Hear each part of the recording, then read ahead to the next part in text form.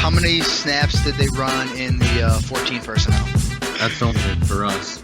100% of the snaps.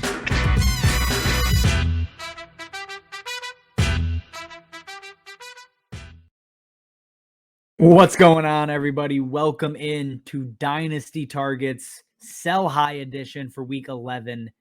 And, obviously this is 14P Fantasy. I am your host, Justin Wright. Today we're talking 4 players that, if you're not contending, these are guys you probably should be looking to move off of your rosters in Dynasty, to get ahead of the curve, sell them off to a contending team, really at peak value right now.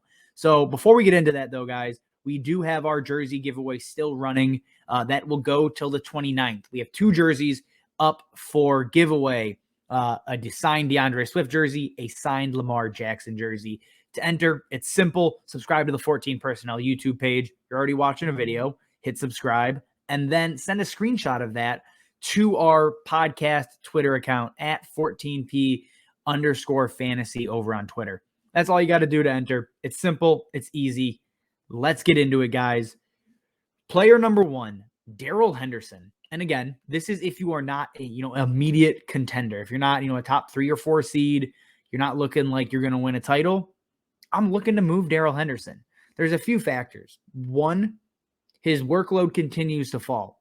Week 6 to 10, it has fallen every single game in terms of total touches. There's been injuries. There's been concern over, can he stay healthy with a full workload?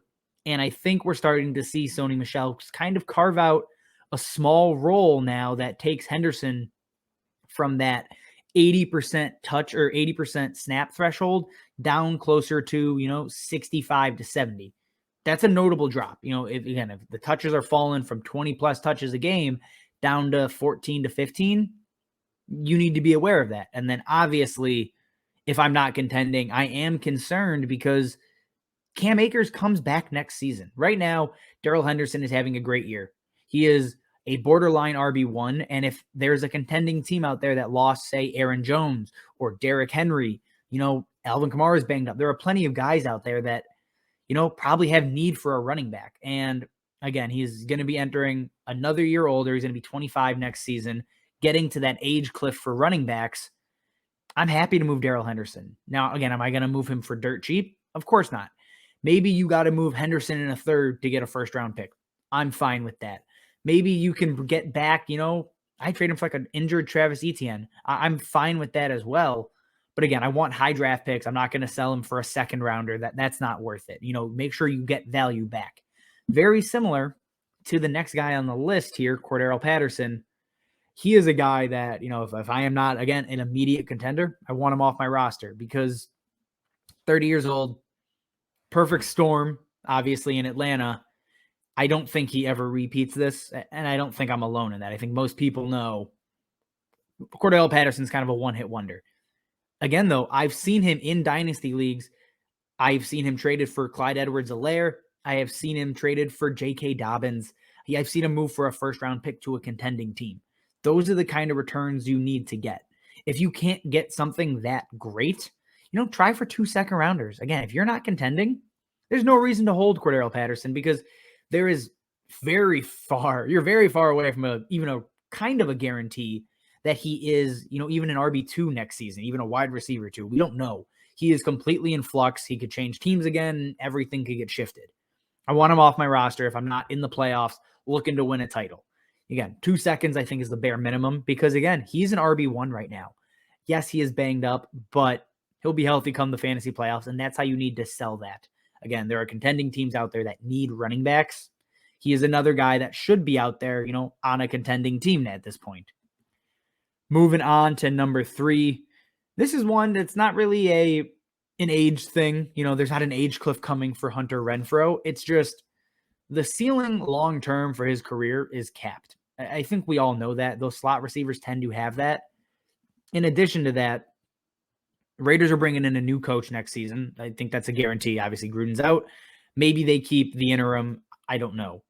But I do know Mark Davis is not happy with Derek Carr and has not been happy with Derek Carr for several seasons. There's a very real chance the Raiders move on from Derek Carr in the offseason, whether it's trade or something else. You know what I mean? I don't Like, I don't know if he gets cut. It's probably a trade. Let's be honest. But if he's off this team, that chemistry he has with Hunter Renfrow is irrelevant. Hunter Renfrow just goes back to being a slot wide receiver.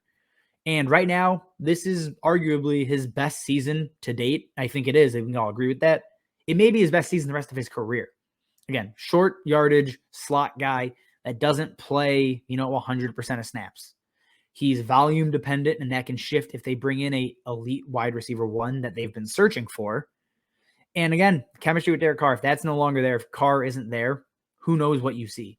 Yes, he is a bankable 10 to 15 points a week, but in Dynasty, I'm looking for those high ceiling guys. If I can trade Hunter Renfrow for an early second, or, even a mid-second, I'm probably going to take that deal if I'm not contending. Because again, I want youth. I want dart throws at high ceiling players. Hunter Renfrow, he's fine, but we know that, wide receiver one kind of profile isn't in his range of outcomes.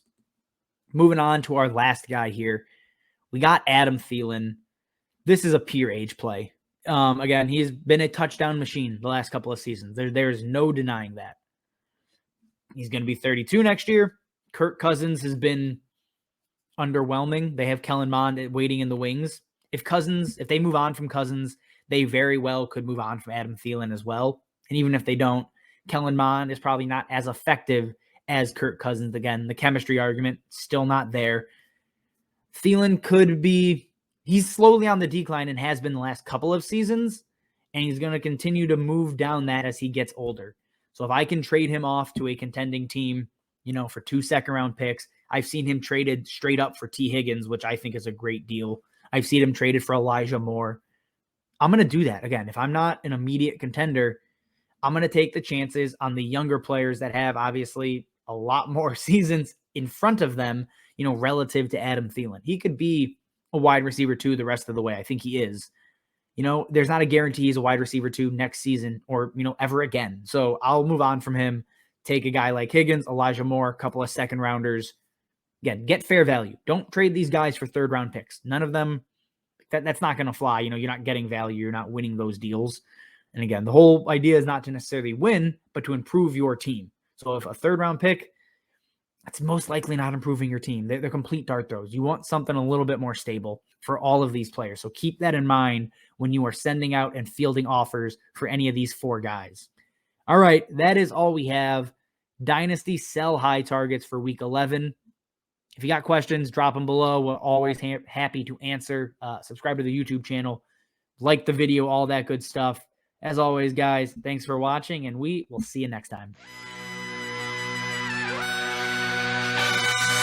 How many snaps did they run in the 14 personnel? That's only for us. 100% of the snaps.